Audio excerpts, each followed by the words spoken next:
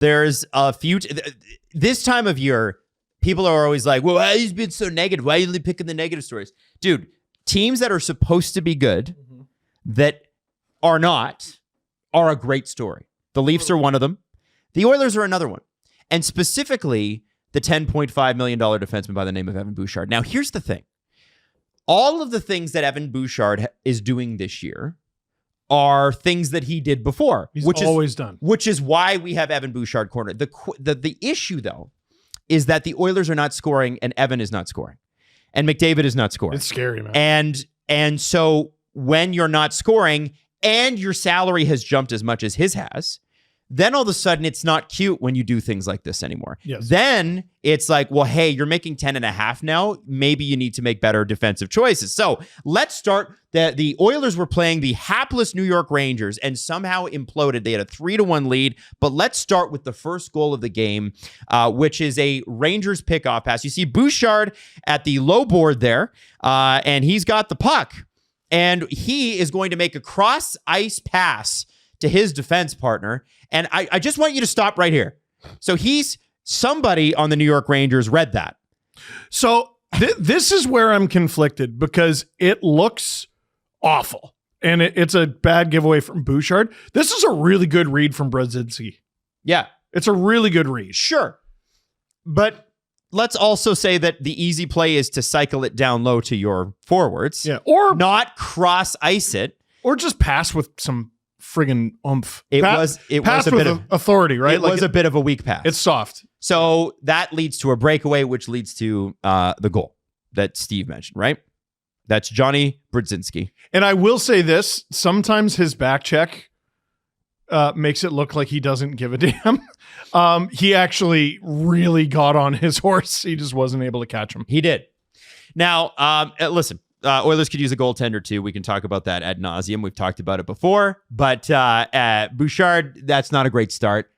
And giveaways have been the problem this year. The reason you can't give him the benefit of the doubt on that is because of not just what's going to happen later, but what's happening right now and what's been happening all season long. So let's go fast forward a little bit into the game. Now the score is tied 3-2. Sorry, the score is not tied yet. The score is 3-2. But this is the game tying goal by man on a heater on a mission, Taylor Radish. Okay, Braden Schneider has already scored to make it 3-2.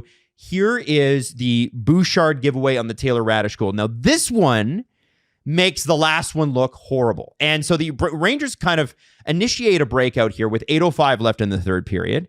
And it's not like the greatest breakout in the world. And the Oilers are able to break it up. You see the Oilers forward break it up at the center ice line. Bouchard has the puck. He is skating backwards, has full vision of the ice, can give it to anybody. Okay?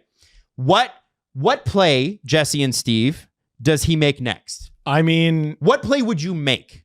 Probably go to your defense partner who I think has more time than he does. Yes. He also has time to just hold on to this for a second or two and evaluate. Yes. But I would say probably go to his D partner. Actually, you're wrong. What you should do is throw it up the board at the person that's bearing down on you. Oh, no! And that's what he does.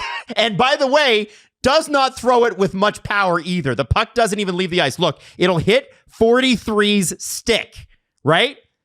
Blocks it right there. And the puck doesn't even leave the zone. So and look how unengaged he is. Right. And then look at this. You just gave it away. Yeah. Go nuts. Okay. Oh. And so obviously this leads to Taylor Radish's. I think it was Connor Sheary that blocked it, and then Taylor Radish that was able to grab the puck, shoot it, score. That's a rough giveaway. Now, you might like a save. You probably do want to save there. Stuart Skinner was bad. He's bad. Yeah. He's bad. Yeah. And I think it's important that we say that. However, we have not focused on Stuart Skinner too much lately because we've hit how many times we need to say this guy's not good enough for this Edmonton team? At some point, it's not about him anymore. It's about the management that keeps putting him in that spot. Yeah, like what do you expect? I expect better moves from their high-paid defensemen. Let's go to overtime. Yes, I meant Skinner. No, I know you did, but that's let's have a very serious conversation while wearing this. Let's talk about overtime because this one is the icing on the cake. The first one in the first period, that happens. Second one in the third period, that's not great, man. This one is rocky. Now, let's run through the play. Rangers with the puck. They're trying to break out of their zone. They're doing so successfully. Remember, we are 3-on-3. It is overtime here. And Evan Bouchard, let's just pause it there, Jesse, because it's loading anyway. Evan Bouchard is in great position here. You can see him at the top of the ice, right near the Rogers logo, because it's Rogers Place. Okay? He's at the top of the ice. He's got his man covered. We're good. We're good. All right. What happens next, though? So the Rangers do the breakout. Yes, Jesse? No, go ahead. Okay. Rangers do the breakout. And here's the thing. They cross the ice. Edmonton forward allows the Rangers forward. That'd be JT Miller. I will say, to skate across the ice. Is that Leon?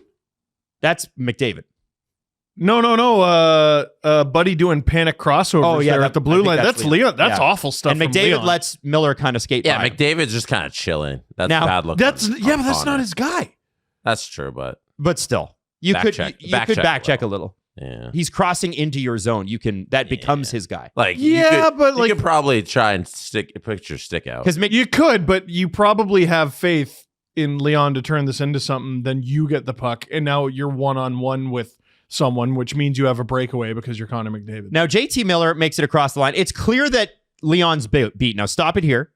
Leon is beat. Yes.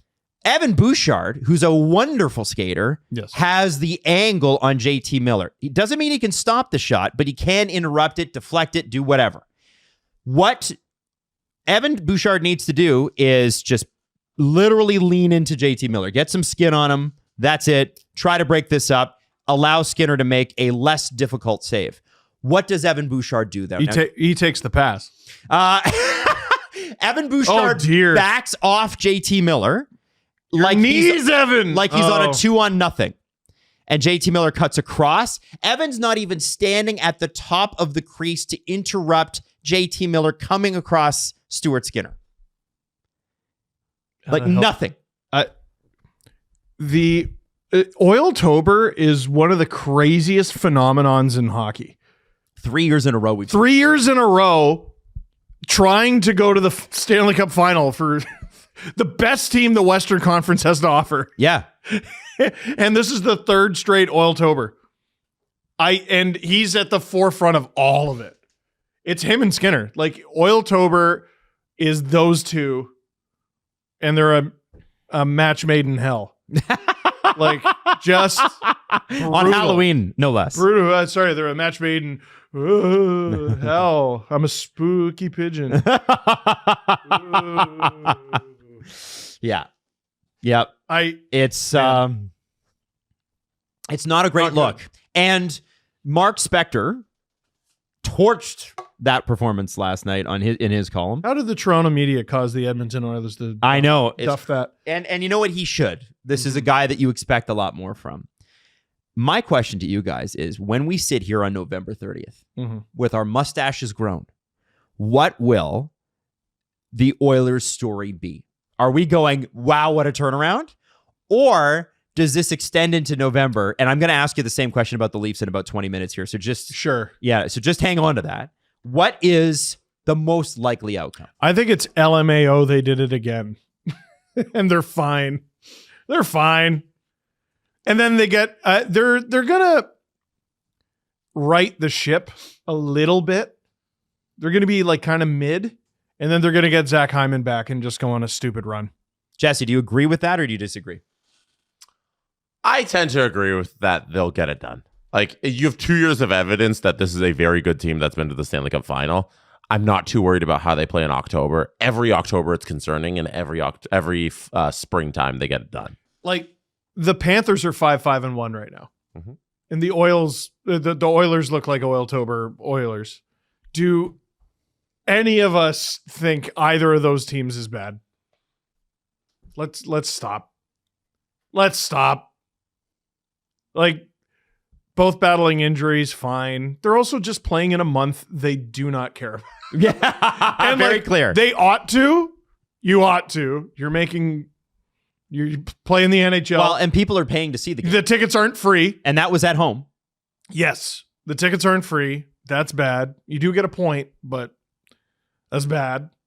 I mean, geez, any game that goes to overtime, the Oilers should win, shouldn't they? Absolutely. It's a cheat code. Yes, it is. How'd you lose that? That's silly. So do you think Zach Hyman comes back and this team just toward pace and it's over? Yes. Wow. Okay. All right. I thought Spector's column was really funny because throughout it he calls Evan Bouchard the elephant. Yeah, because somebody said the elephant in the room. He's talking about how like guys aren't really directly addressing what went wrong, so he just calls throughout the column the elephant, the elephant, the elephant. And he wrote here that on Thursday against the Rangers, Bouchard, on as bad a night as a professional player could possibly have, a -3 debacle on Long Island 2 weeks ago, Bouchard still led all Oilers defensemen with 24-19 of ice time. 2 nights later, he led the entire team with 25-31 of ice time. On Thursday against the Rangers, Bouchard made his first egregious error 5:44 into the game, but he made the next with 8 minutes to play in the third. There he was on the ice with Connor McDavid and Draisaitl making the wrong read and holding the door open for JT Miller to walk through the slot and win the game untouched. The final game sheet read 22-34 of ice time, the most of any Oilers defenseman. Accountability? Sorry, Chris, that's not accountability. So he's questioning whether there needs to be some recourse here for Evan Bouchard's mistakes. He's unsure if Evan Bouchard has had 6 solid periods yet this season, and he continues to play the most minutes of anybody on this team in terms of defensemen. Well, I guess overall, because I don't think any forwards probably out. Maybe McDavid and Draisaitl. Yeah. So on most teams, yes. On let's them, just no. say defensemen. I haven't checked that. Sorry. I probably should have done that. But I don't disagree that, hey, is playing Evan Bouchard the brakes off of him all the time the best way to show him that either we have a confidence in you or, hey, you're doing bad stuff? Like, which side should Chris Knobloch be on? Should be taking away minutes so that you're punishing him for these mistakes and saying, be better? Or should he just keep playing him and say, we believe in you? So I don't know which side I mean, I think if Evan Bouchard has 15 points right now and the Oilers have the exact same record, and we're pointing this out, Oilers fans are in my DMs going, he's not the problem. You don't know what the hell you're talking about. I think they just go, well, what? He's Evan Bouchard. Right? But no, that's not how they react. No, that is not an Oiler fan. No, they go, oh my God, he's so bad. And then you being from Toronto go, oh my God, he's so bad. They go, fuck you! Toronto piece of shit, I hope you die! At least in my experience. I think you're betting. The reason they haven't held his minutes back is you're betting on his talent. Yeah. You're betting on him to figure it out. Like McDavid. What's Connor McDavid's stats right now? Connor McDavid. McDavid. There was a line in there that I thought was like more indicative of what's going on. McDavid's got 14 and 12. So, but for now, the elephant has his teammates dancing around the obvious. Their highest paid defenseman is killing them, and he could stop any time. That's the killer. Ooh. He could literally just... the subtext there would appear to be pull your head out of your ass, because every spring I don't think you can post that on the sports. No, probably not. No, I never did try. I should. I did post our podcast for several years until they told me not to because they hate success or something. I don't know. Keep going, Steve. But keep going. They every spring we see them turn it on. They need you right now. Yep. Make smart reads, pass with authority, bend your frigging knees. These are not things you should have to tell a $10.5 million player, said the giant pigeon.